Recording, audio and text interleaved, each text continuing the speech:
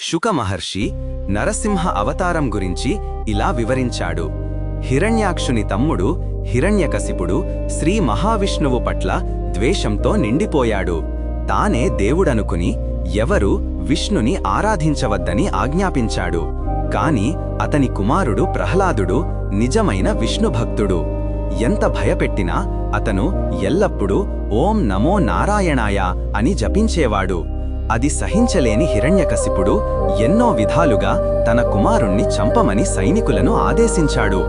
ఎన్ని ప్రయత్నాలు చేసినా ప్రహ్లాదుణ్ణి విష్ణువు కాపాడుతూ వచ్చాడు. కోపంతో హిరణ్యకశిపుడు ఇలా అడిగాడు, నీ దేవుడు ఎక్కడ ఉన్నాడు? ఈ స్తంభంలో ఉన్నాడా? ప్రహ్లాదుడు ప్రశాంతంగా చెప్పాడు, అవును, ఆయన ఎక్కడైనా ఉన్నాడు.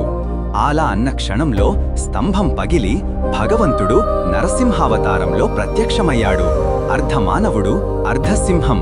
అగ్నిజ్వాలల వంటి కోపంతో హిరణ్యకశిపుని ఒడిలో ఉంచి తన గోళ్లతో సంహరించాడు.